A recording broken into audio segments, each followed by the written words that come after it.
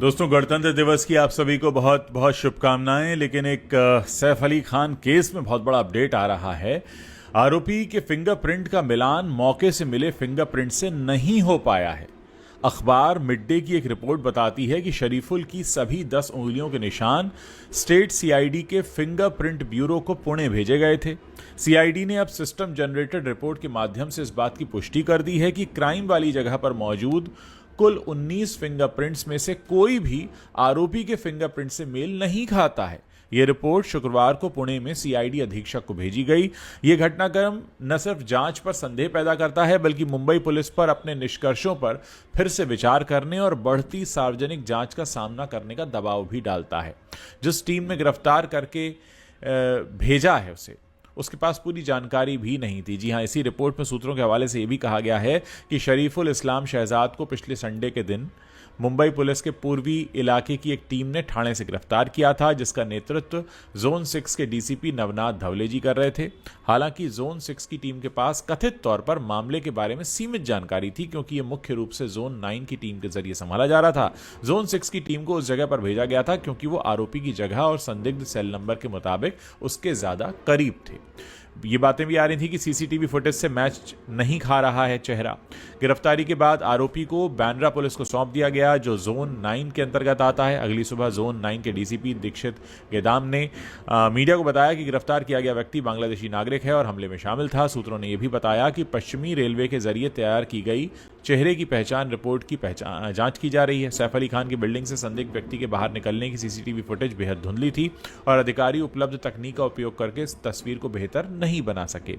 Mid day ने fingerprint के report के बारे में टिप्पणी और स्पष्टीकरण के लिए सीआईडी और मुंबई पुलिस के सीनियर अफसर से संपर्क भी किया, लेकिन जब तक ये खबर अखबार में छापी गई मिड डे में, तब तक कोई जवाब नहीं आया था। दोस्तों, अपने आप में एक बहुत बड़ा मामला है कि आप जिस आरोपी को पकड़कर इतने समय से घूम रहे हैं और इस बात का दावा किया जा रहा है कि सैफ अली खान पर हमला करने वाला आरोपी पकड़ लिया गया है, सच तो यह है कि वो आरोपी अभी तक पुलिस की गिरफ्त से बाहर है। अगर हम फिंगरप्रिंट की बात करें, क्योंकि पुलिस को आरोपी को पकड़ने के बाद अदालत में साबित करनी होती हैं कई सारी बातें, और इसीलिए पूरे क्राइम सीन को रिक्रिएट किया गया।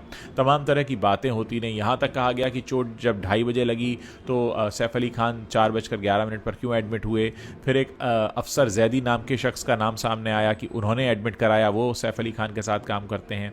फिर सैफ अली खान के मामले में अफसर जैदी का बयान सामने आ गया, जिसमें उन्होंने कहा कि चोट लगने के बाद सैफ अली खान जब अस्पताल पहुंच गए थे, उसके बाद मुझे फोन आया है करीब 3:30 बजे और मैं आधे घंटे के अंदर हॉस्पिटल पहुंचा हूं और मैंने पेपर्स पर साइन किया। क्योंकि आपको मालूम ही होगा कि जब भी किसी को अस्पताल में भर्ती कराया जाता है तो घर के किसी शख्स का एक सिग्नेचर लेना होता है उस फॉर्म पर, क्योंकि अगर ऑपरेशन करते समय कुछ ऊपर नीचे हो जाता है तो एक बाकायदा कंसेंट फॉर्म पर सिग्नेचर कराए जाते हैं। वो कंसेंट फॉर्म पर सिग्नेचर अफसर जैदी ने 4:11 पर किए हैं, लेकिन सैफ अली खान पहले ही पहुंच गए थे। लेकिन अब ये जो ताज़ा डेवलपमेंट है, जिसमें यह कहा जा रहा है कि जो फिंगरप्रिंट कलेक्ट किए गए सैफ अली खान की बिल्डिंग से 19 फिंगरप्रिंट, वो उस शख्स की फिंगरप्रिंट से मैच ही नहीं हो रहे हैं। ये अपने आप में एक बहुत बड़ा अपडेट है। इससे पूरी की पूरी जांच बदल सकती है। तो क्या हम ये माने कि मुंबई पुलिस ने जिसको गिरफ्तार किया है वो आरोपी है ही नहीं, वो कोई और है, और जो मुख्य आरोपी है वो अभी भी पुलिस की गिरफ्त से बाहर है?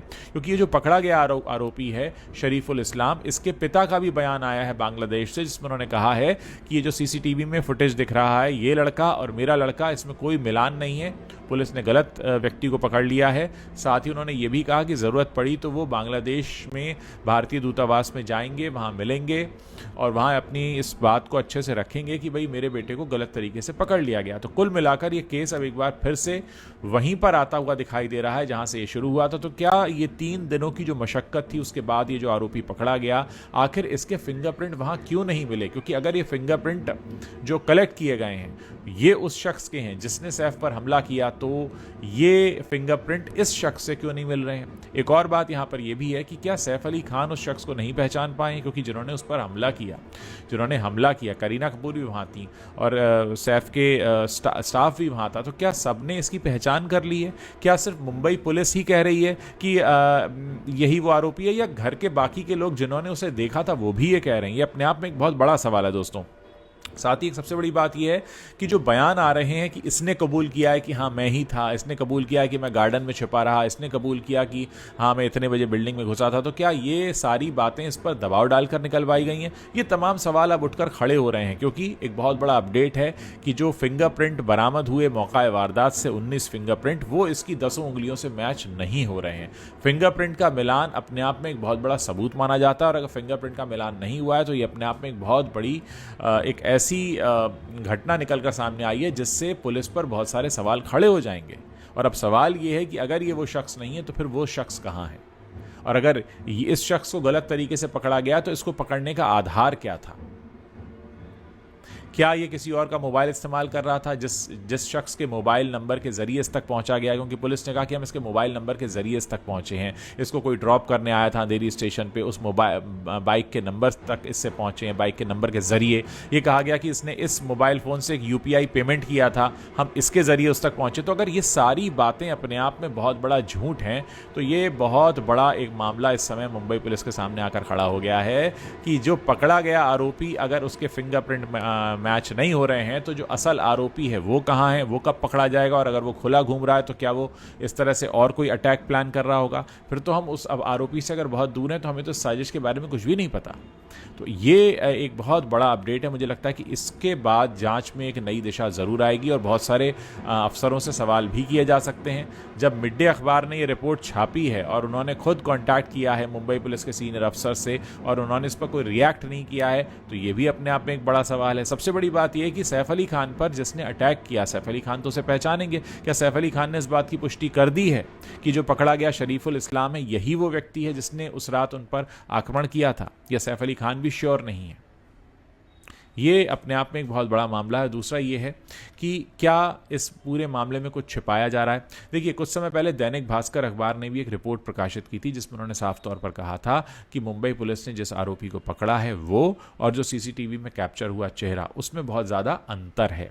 उन्होंने बाकायदा फेस रिकग्निशन ऐप के ज़रिए बताया था कि किस तरह से फेस को पहचाना जाता है, दोनों भावों के बीच में दूरी कितनी है, नाक की लंबाई कितनी है, चेहरे की लंबाई कितनी है, चेहरे की चौड़ाई कितनी है, चेहरे का कॉम्प्लेक्शन क्या है, आंखें किस तरह की बनी हुई हैं, ये तमाम चीज़ें हैं।